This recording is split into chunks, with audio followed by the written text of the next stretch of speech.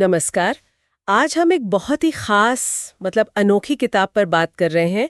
अनुकृति उपाध्याय की दौरा। हाँ, दौरा। ये ग्रामीण राजस्थान के बैकग्राउंड पर है और है तो महज 150 पन्नों की छोटी सी किताब।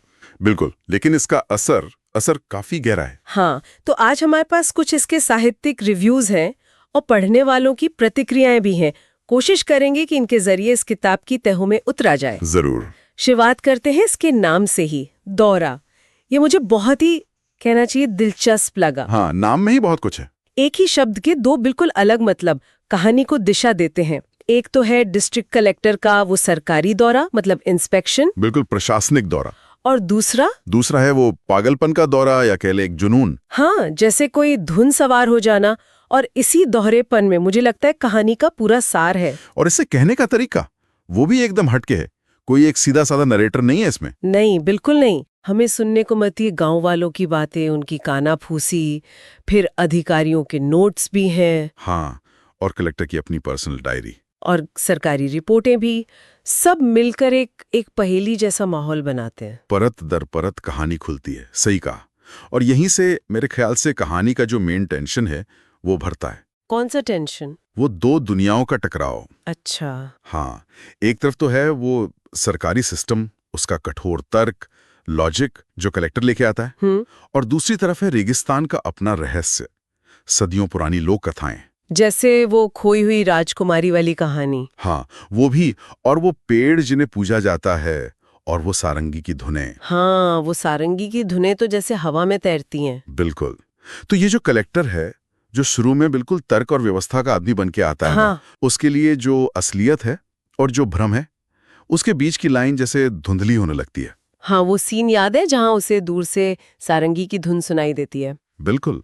और कोई दूसरा सुन नहीं पाता। हाँ, वहीं से वो शक का बीज पड़ता है ना। सही कहा। और कहानी के अंत तक आते आते तो वो खुद ही एक लोकल देवता, देव का रूप ले लेता है।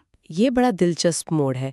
क्या रिव्यूज इस पर बात करते हैं कि ये बदलाव, क्या ये सिर्फ कलेक्टर का वहम है या कहानी इसे एक असली जादुई चीज की तरह दिखाती है? देखिए, ज्यादातर रिव्यूज मानते हैं कि यही इस किताब की खूबी है। अच्छा। हाँ, ये यथार्थ और जिसे हम मैजिकल रियलिज्म कहते हैं, उसका कमाल का मिक्सचर है।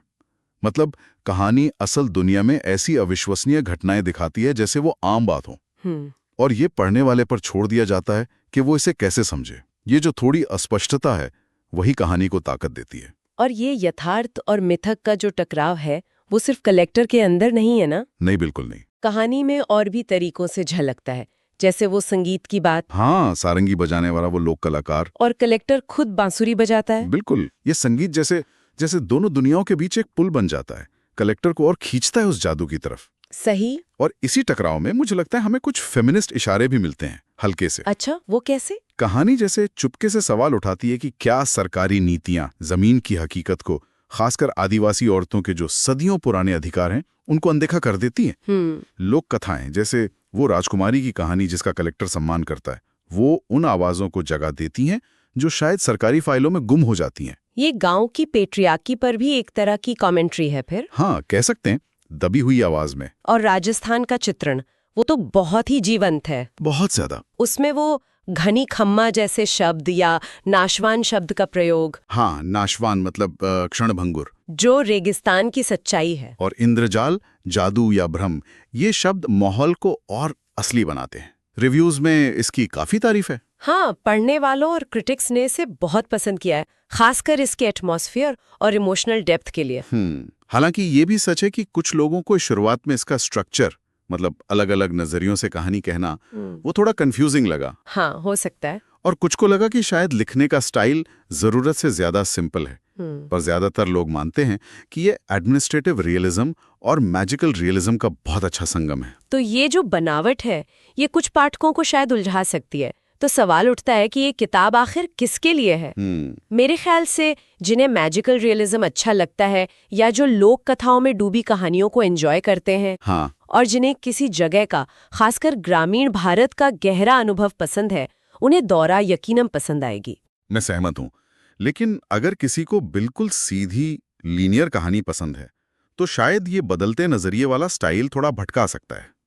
ये बात भी है। और अंत में ये किताब एक बड़ा सवाल छोड़ जाती है। क्या?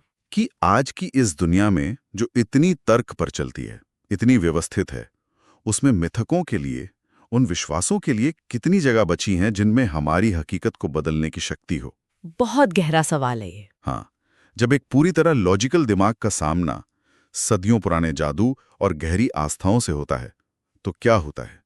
ये वाकई सोचने वाली बात है।